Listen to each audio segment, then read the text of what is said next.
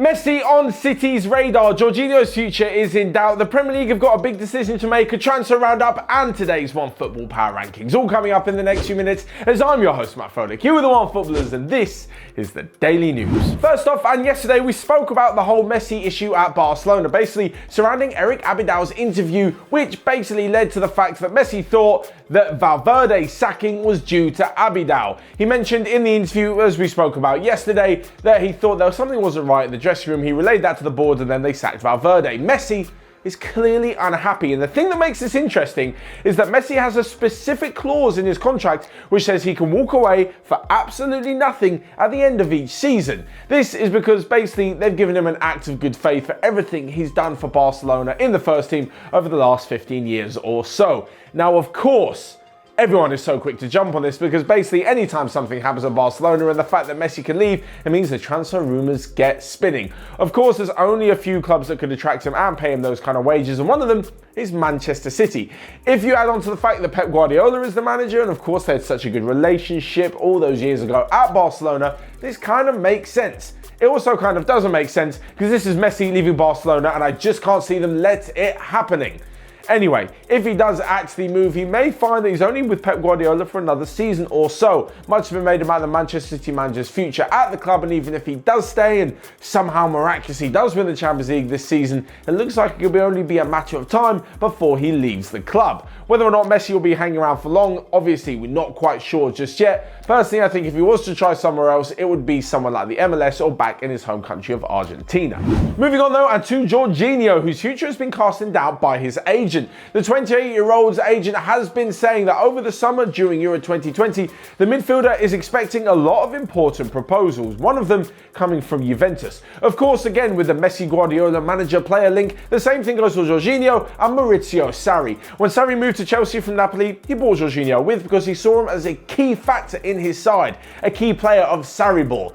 Now that Sarri's at Juventus, it looks like Jorginho may be making the same move. Of course, under Frank Lampard at Chelsea, he's still a really key player, but at 28, going on 29, and with Frank Lampard's preference of choosing younger players, they probably could do no worse than cashing in on him now for around 50 to 60 million pounds. Of course, it all depends on whether Juventus can get rid of a number of players in their ridiculously huge squad, but I can kind of see this deal happening. It's not ridiculously likely to happen, but it's also definitely not off the table. But back to the Premier League now, and they've got a big decision to make about the transfer deadline day in the summer. Now, it's always been at the end of August that the transfer window shuts. That goes for the Premier League, the Bundesliga, all sorts of leagues. Anyway, a few years ago, the Premier League took the brave step of closing the transfer window the night before the first game of the Premier League season. They did this kind of hoping that the rest of Europe would follow suit, but they didn't. And now it leaves the Premier League in a bit of a difficult position. Basically, as soon as their window shuts, they can't buy anyone else, but then loads of the big top clubs in Europe can then poach their players, meaning that they'll sell and not have a replacement lined up. It makes things utterly confusing, and now they're deciding whether or not to change back to how it used to be.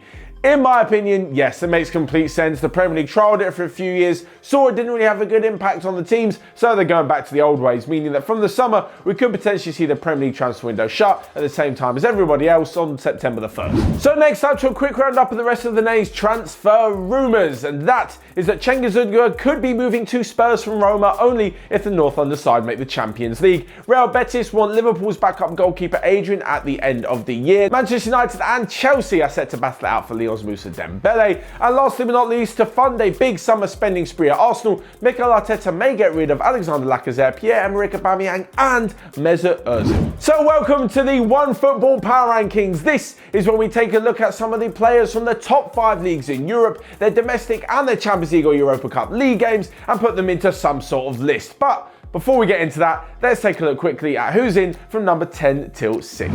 Number 10 is Wolves flying winger Adama Traore. A defender makes it onto the list at number 9 with Virgil van Dijk. Dortmund pairing Julian Brandt and Marco Reus sit above them, with Bayern Munich's Thiago in at number 6. So on to number 5, and it is Mo Salah, who has stepped up really in the last few weeks as well, in the absence of Sadio Mane. Liverpool's flying Egyptian forward has been in fine form with 4 goals in his last 5 games, including a stunning performance against West Ham and Southampton in the last 2 Premier League games. Just ahead of him at number 4 is the goal machine Robert Lewandowski. It's no coincidence that when Bayern Munich are taking the league by storm, Lewandowski is at the heart of everything good. Performances against Schalke, Mainz and Hertha Berlin have seen the Polish forward bag a few goals and Bayern Munich return to being the number 1 challenger. Into number 3 now, Cristiano Ronaldo. Now I know loads of you are going to say, Matt, he's got so many goals in the last few games. How on earth is he not fighting for first position? Well, with Cristiano Ronaldo, when he scores, it's brilliant. He wins the points, he gets all the headlines, but he's scoring quite a few goals without really doing anything in the rest of the game. The game they lost against Napoli, he scored in the last minute, but did nothing else. He scored 2 penalties against Fiorentina, but didn't really do enough in the rest of the game. Certainly not what numbers 1 and 2 have done to really ever challenge their position. So Cristiano Ronaldo is in at number 3.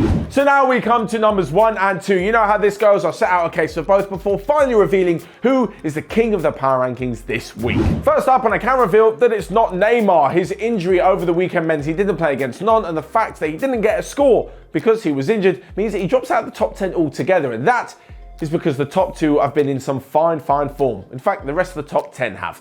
Anyway, the first challenger is Jayden Sancho. You guys know, if you watch any football, about what the Englishman is doing at Dortmund. In fact, in the last 8 league games, Jayden Sancho has scored and assisted in 7 of them. This is wild form. In the last 3 games in the Bundesliga, Dortmund has scored 5 goals in each game, and Jayden Sancho has just been at the heart of that. It's at this point you'll be wondering where Erling Haaland is. Well, he's actually only played 3 games in the Bundesliga for Dortmund so far. And I know he scored a hatful of goals, but once he gets 4 or 5 games like the rest of them in the top 10 too, then you'll be seeing him in the power rankings. Probably next week. But the other one vying for top spot is a rather unknown name, certainly in this power ranking list, and it's Josip Ilicic. The Atalanta star is so underrated, it's unbelievable. Had no big club move for him in the rest of his career. Now at age 32, I can't see anyone spending big money and making a big move for him. I'm not saying that he should definitely move from Atalanta, but with due respect to the Italians, they're probably, if he was maybe 5-10 years younger, a massive move waiting for him. Anyway, his form in the last 2 games has been utterly ridiculous, including that hat-trick as Atalanta beat Torino 7-0.